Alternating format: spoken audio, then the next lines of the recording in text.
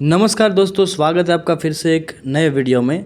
तो आज भी मैं एक इंग्लिश स्टोरी लेके आया हूँ जिसको मैं हिंदी में ट्रांसलेशन करके बताने वाला हूँ, जो कि आप देख सकते हैं यहाँ पर ऑलरेडी मैंने हिंदी में जो है वर्ड बाय वर्ड इंग्लिश का लिख रखा है। तो इसमें आपको नए नए वर्ड्स, कुछ सेंटेंसेस, ग्रामर स्ट्रक्चर, ऐसा सब कुछ नया सीखने को मिलने वाला है। साथ ही साथ प्रोनाउंसिएशन भी आपका इम्प्रूव होने वाला है दोस्तों। तो बढ़ते आगे स्टोरी की ओर, शुरू करता हूँ मैं बिना देरी के। Once a traveler reached a river on his journey. Once एक बार a traveler एक यात्री reached पहुंचा a river एक नदी के पास on his journey अपनी यात्रा पर, या तो बोल सकते हैं कि अपने यात्रा पर जब वो जा रहा था, एक यात्री जो है वो एक नदी के पास पहुंचा। He thought उसने सोचा, in order to continue with my journey. In order to का मतलब होता है के लिए, कंटिन्यू जारी रखने के लिए, विथ माई जर्नी अपनी यात्रा को जारी रखने के लिए, I have to somehow cross this river. I have to, तो हैव टू का मतलब होता है दोस्तों कुछ करना होगा। सो आई हैव टू मुझे करना होगा, क्या करना होगा? सम हाउ मतलब कि किसी तरह, क्रॉस दिस रिवर, क्रॉस का मतलब होता है पार करना, और दिस रिवर मतलब कि नदी को। सो अपनी यात्रा जारी रखने के लिए मुझे क्या करना होगा? किसी तरह से इस नदी को पार करना होगा। हावेवर, हावेवर का मतलब होता है दोस्तों हालांकि। There was neither a bridge nor a boat to cross it. तो there was neither a bridge, न तो वहाँ पुल था। तो नीदर नॉर का आप सबको पता है, न तो नहीं। सो वहाँ क्या था? कोई पुल नहीं था। वो जो रास्ते में जा रहा था वहाँ उस क्रॉस कर रहा था नदी, ना तो वहाँ कोई पुल था। ब्रिज का मतलब होता है पुल। नॉर अ बोट, और ना ही कोई नाव थी, क्या करने के लिए? टू क्रॉस इट मतलब कि नदी को पार करने के लिए।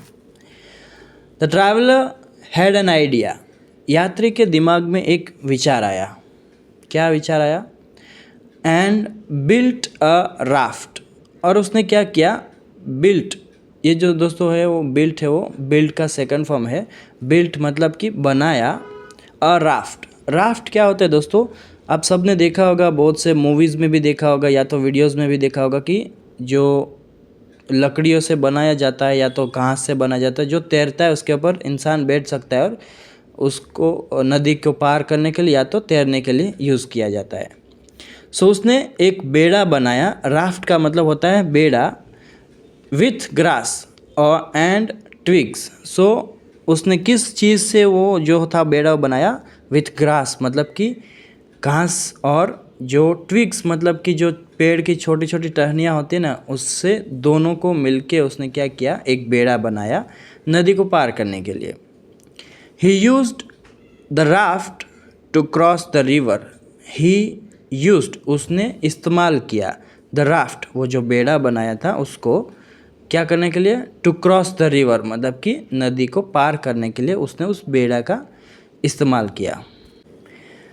When he reached the other side, he realized how useful the raft had been.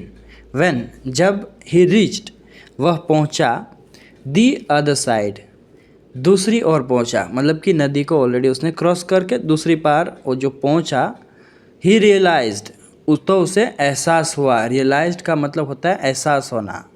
how useful the raft had been, कितना वो जो बेड़ा था वो उपयोगी रहा या तो उपयोगी था उसके लिए। ही थॉट उसने सोचा, आई एम ग्लैड मुझे खुशी है, आई क्रॉस द रिवर कि मैंने नदी को पार कर ली। This raft has been very useful to me, यह बेड़ा has been very useful to me मतलब कि मेरे लिए बहुत ही उपयोगी रहा है। आगे बढ़ेंगे दोस्तों।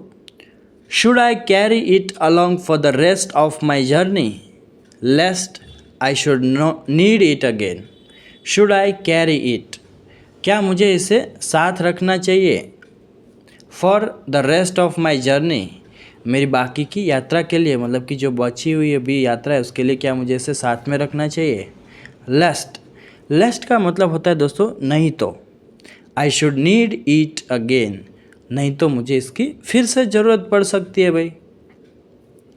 As the man sat pondering, जब जो आदमी था वो सेट पॉन्डरिंग मतलब कि वो विचार कर रहा था, सोच रहा था दिमाग में। अ मॉन्क अपीयर्ड, तो मॉन्क क्या होता है दोस्तों, जो साधु संत भिक्षु होते हैं ना उसको बोलते हैं मॉन्क। अपीयर्ड का मतलब होता है प्रकट होना। सो एक भिक्षु जो थे वो प्रकट हुए तभी।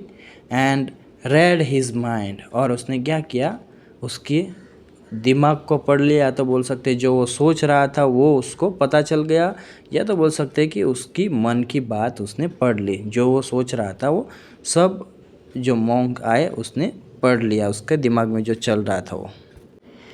ही एडवाइज्ड, उन्होंने सलाह दी। अभी आप देख सकते हैं यहाँ पर इन्वर्टेड कॉमा में मतलब कि हाईलाइट किया गया है, जो भिक्षुक जो आए थे, जो साधु आए थे, जो संत आए थे वो बोल रहे हैं do not carry any baggage. Baggage का मतलब होता है दोस्तों सामान, कोई सामान मत लेना, मत ले जाना। ऑन योर ऑनवर्ड जर्नी, अपनी आगे की यात्रा के लिए, या तो अपनी आगे की यात्रा पर कोई सामान मत ले जाना। लीव द राफ्ट, बेड़ा जो बनाया है तुमने उसे छोड़ दो। कहाँ पर, behind, for other needy travellers to benefit from it. So उसने बोला कि भाई जो तुमने बेड़ा बनाया है उसको छोड़ दो, किसके लिए, अदर नीडी ट्रैवलर्स, मतलब कि जो अन्य ज़रूरतमंद यात्री जो है आते जाते रहते नदी के पास उनके लिए। टू बेनिफिट फ्रॉम इट, ताकि वो उसका लाभ उठा सके। सो यहाँ पर ये जो है मॉन्क ने सलाह दी उसको कि भाई कोई भी सामान अपने साथ मत ले जाना, ये जो तुमने बनाया है, जो बेड़ा बनाया है, जो राफ्ट बनाया है उसको छोड़ दो। किन लोगों के लिए, जो ज़रूरतमंद यात्री आते हैं यहाँ उन लोगों के लिए, ताकि वो उसका लाभ उठा सके।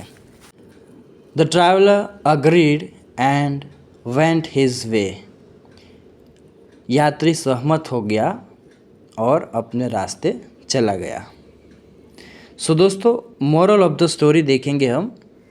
Share your experiences to benefit others. Share का मतलब होता है साझा करना, बांटना, ऐसा बोल सकते हैं। योर एक्सपीरियंसेस, अपने अनुभव को साझा करें, किसके लिए, टू बेनिफिट अदर्स, मतलब कि दूसरों के फ़ायदे के लिए या तो दूसरों के लाभ के लिए अपने अनुभव जो है वो साझा करें।